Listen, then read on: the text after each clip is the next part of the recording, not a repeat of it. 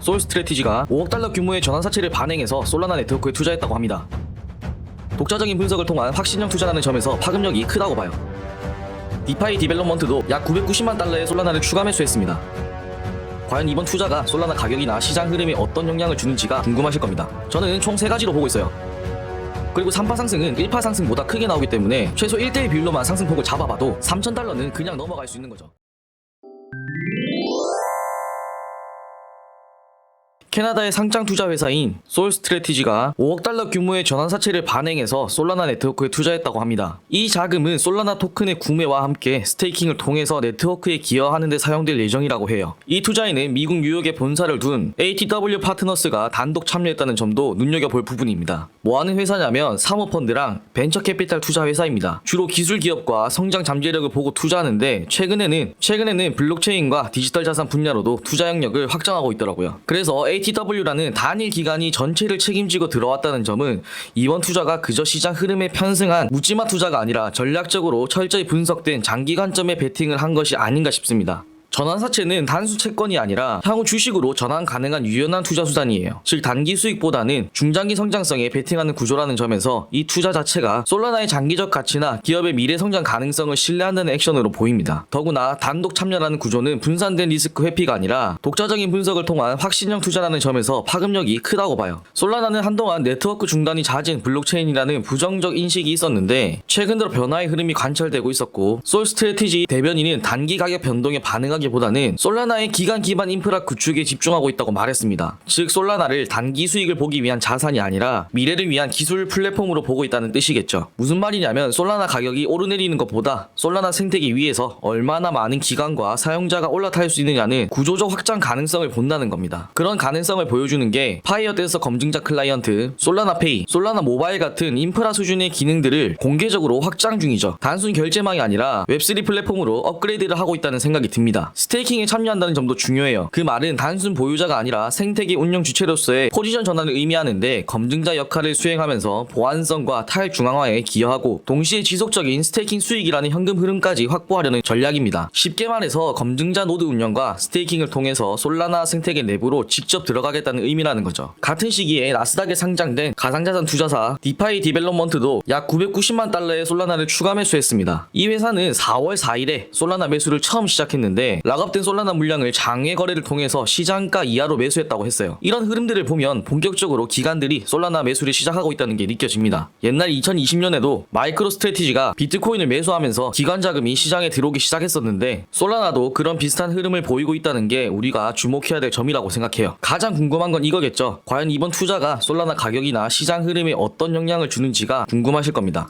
저는 총 3가지로 보고 있어요. 먼저 첫째, 가격 안정성과 장기 상승 흐름을 이끌 수 있습니다. 전에도 이야기를 한번 했었는데 기관 자금은 일반적으로 락업 구조를 가지고 있어요. 그래서 쉽게 팔 수 없고 오랜 시간 들고 있어야 합니다. 그로 인해서 지지력이 생길 거고 투기적 하락이 완화될 수 있겠죠. 두 번째는 네트워크 보안과 탈중앙화 강화입니다. 솔라나는 한때 중앙화된 검증 구조로 비판받았었는데 기관이 직접 검증자로 참여하게 되면 검증자 분산 구조가 탄탄해질 거예요. 그럼 결과적으로 네트워크 장애 문제는 줄어들 거고 보안성과 신뢰를 높일 수 있을 겁니다. 마지막은 솔라나의 기관 ETF 편입 가능성입니다. 자산 운용사는 유동성과 기술 안정성 그리고 기관 수요를 고려해서 편입 자산을 고르는데 이번처럼 상장사들이 솔라나를 보유하고 있고 스테이킹까지 한다면 장기적으로 ETF 자산군 진입도 충분히 가능하다고 생각해요. 최근 글로벌 투자사 제노버가 솔라나에 약 150억 원을 투자하면서 암호화폐 시장에 뜨거운 화제로 떠오르고 있습니다. 또 추가로 비트고와 파트너십을 체결했다는 내용도 있는데 그동안 블록체인 프로젝트에 투자는 많았지만 이번처럼 기술 참여와 파트너십이 동시에 이뤄진 사례는 드뭅니다. 특히 이번 투자는 단순히 수익 창출을 위해서 코인을 구매했다고 보기에는 어렵겠죠. 왜냐? 전략적 파트너십까지 체결했기 때문에 투자자들의 관심을 더욱 집중시키고 있습니다. 즉 단순한 돈 벌기용 투자가 아니라 기술적으로 함께 성장하겠다는 의지가 담겨있는 협력이기 때문에 더욱 주목받고 있는 거죠.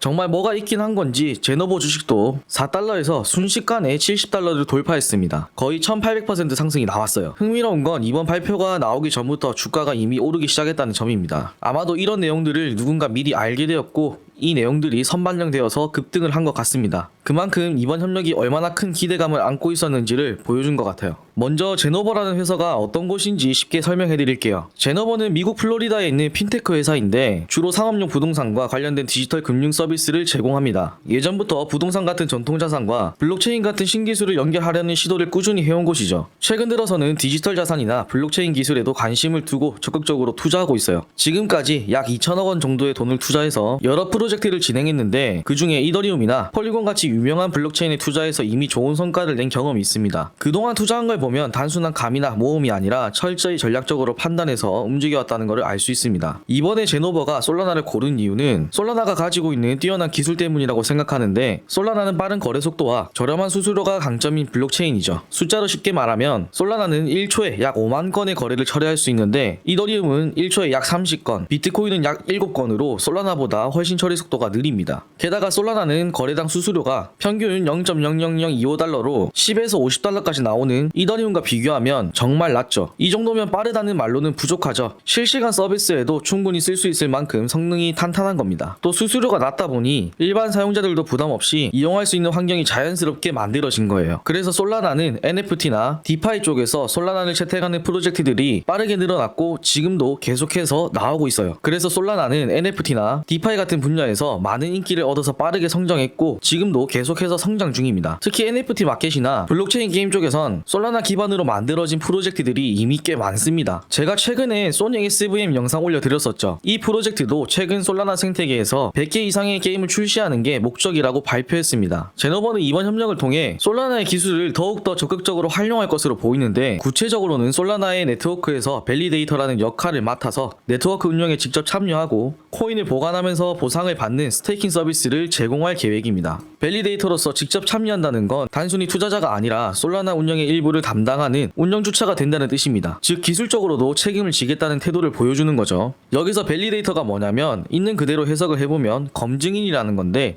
블록체인상에서 기록되는 거래 내역을 확인하는 역할을 합니다. 그래서 블록체인상에서 거래되는 것은 밸리데이터에 의해서 검증되어야지만 완성이 돼요. 쉽게 말하면 밸리데이터는 블록체인의 거래를 정리하고 지키는 질서관리자 같은 역할이라고 보면 됩니다. 그리고 제노버가 솔라나에 투자했다는 내용 말고 앞에서 살짝 이야기했지만 파트너십 체결에 대한 내용인데, 제노버는 암호화폐 인프라 기업인 비트고와 공식 파트너십을 체결했다는 발표를 통해 솔라나 보유 전략을 훨씬 더 공격적으로 확대하겠다는 의지를 나타냈습니다. 이번 파트너십을 통해 제노버는 비트고의 OTC 데스크와 협력해서 일반 거래소에서는 구할 수 없는 솔라나 락업 토큰을 대량 확보할 계획이라는데, 락업 토큰은 쉽게 말해서 베스팅 일정, 프로젝트 락업 또는 파산 청산 중인 기업의 물량처럼 일반적으로 유통이 제한된 코인을 말합니다. 그래서 이 토큰은 아무나 살 수 있는 게 아니라 정해진 조건을 충족한 기관들끼리만 따로 거래할 수 있는 아주 특수한 물량이죠. 비트고는 그동안 수십억 달러 규모의 암호화폐 장외 거래를 처리해온 곳이기 때문에 제노버가 이런 희소성 높은 락업 솔라나를 확보하는 데 있어서 가장 적합한 파트너라고 볼 수 있습니다. 비트고는 단순히 브로커가 아니라 보험이 적용된 커스터디 서비스를 운영하고 있어요. 즉 대형 자산을 맡기기에도 안전하다는 의미입니다. 특히 제노버처럼 장기 보유와 스테이킹을 병행하려는 기관 입장에선 안정성과 투명성 면에서 가장 이상적인 파트너로 평가받을 수 있겠죠. 이 토큰들은 단기 매매가 아닌 장기 보유나 스테이킹을 전제로 확보되는 물량이기 때문에 결국 제노버가 실제로 솔라나 생태계에 깊이 뿌리 내리겠다는 시그널 같습니다.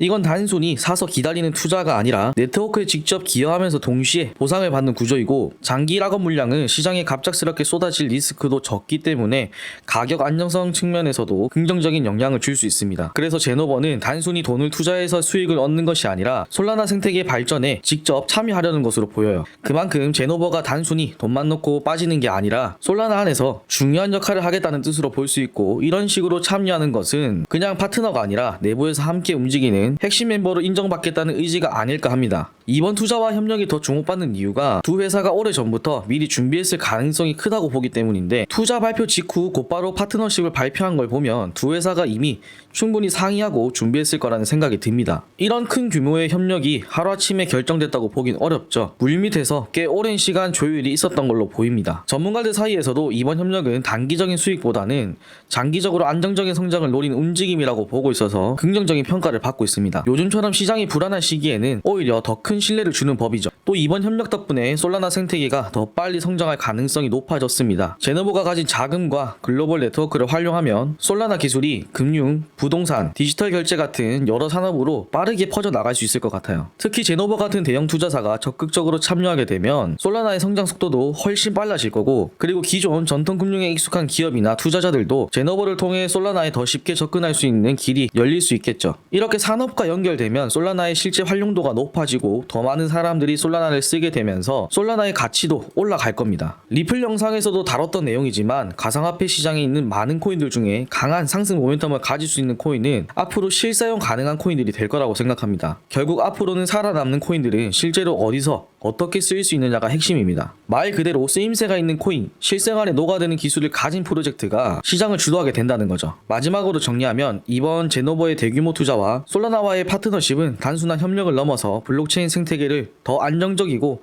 견고하게 만드는 중요한 계기가 될 수 있습니다. 특히 밸리데이터로서 직접 참여한다는 건 제너버가 솔라나 생태계의 핵심 운영에 깊이 관여하겠다는 의미이기 때문에 그만큼 네트워크의 보안성과 신뢰도 향상에도 영향을 줄 수 있어 보여요. 그리고 이런 기술적 신뢰가 쌓일수록 솔라나의 기관 투자 유입도 더 활발해질 수 있겠죠. 이런 활동은 솔라나뿐만 아니라 다른 블록체인 기업들에게도 하나의 성장 모델이 될 수 있기 때문에 암호화폐 시장 전반에 아주 긍정적인 파급력을 줄 가능성이 크다고 봅니다. 결국 투자자 입장에선 단순히 가격이 오르내리는 이슈가 아니라 진짜 실질적인 가치를 쌓아가는 흐름에 올라탈 수 있는 기회가 될 겁니다. 앞으로 제너버와 솔라나가 어떤 결과를 만들어낼지 기대감이 크네요. 차트 흐름도 현재 꽤 긍정적인 시그널을 보여주고 있다 생각합니다. 먼저 주봉 차트로 긴 흐름부터 체크해보자면 21년도 고점과 이후 하락하면서 나왔던 저점에 대해서 피보나치 되돌림을 적용시켜 볼게요. 21년도 고점이 대략 260달러였는데 10달러까지 빠졌었죠. 이때가 아까 말한 네트워크 중단 문제가 발생했던 때입니다. 엄청나게 빠졌죠. 근데 지금은 모두 회복해주고 0.236 위에서 가격을 지켜주고 있습니다. 결국 가장 중요한 구간은 0.236인데 이 부분은 현재 생각할 자리가 아닌 것 같고 옆으로 횡보하면서 현재는 숨고르기 중인 것으로 보여요. 지표도 확인해보면 현재 맥디 지표도 골든 크로스를 하기 위한 움직임이 나와주고 있고 히스토그램 음수도 양수로 전환하기 위해서 많이 줄어든 상태입니다. RSI 지표는 상승 모멘텀을 보여줄 수 있는 50 아래에 있지만 맥디 지표에서 골든 크로스가 나와줄 때 RSI 지표도 50을 넘어가면서 상승 추세를 보여줄 가능성이 높다고 봐요. 보통 상승 흐름이 본격적으로 나올 때 파동 흐름이 총 5파까지 나오는 걸 기본으로 보는데 주봉상 흐름은 현재 1파 상승이 나왔고 2파 조정 중인 상태로 보입니다. 그리고 3파 상승은 1파 상승보다 크게 나오기 때문에 최소 1대1 비율로만 상승폭을 잡아봐도 3,000달러는 그냥 넘어갈 수 있는 거죠. 단 아직 2파 조정에 대한 흐름이 완전히 끝났다 보기에는 어려움이 있기 때문에 분할 매수 전략으로 진입해보시는 게 리스크를 줄이는 아주 현명한 방법입니다. 굳이 지금 진입해서 이후 추가 조정 흐름이 나왔을 때 추가 매수 자리를 잡아보자면 피보나치 기준으로 0.5 구간인 135달러 부근, 그리고 0.382 구간인 105달러, 마지막으로 0.236 구간 68달러까지 각각 추가 매수를 해볼 수 있는 자리이고, 손절은 60달러 밑으로 빠졌을 땐 과감하게 하셔야 합니다. 자, 지금까지 솔라나에 대한 기관 투자 흐름과 그 의미 그리고 앞으로의 가능성까지 함께 살펴봤습니다.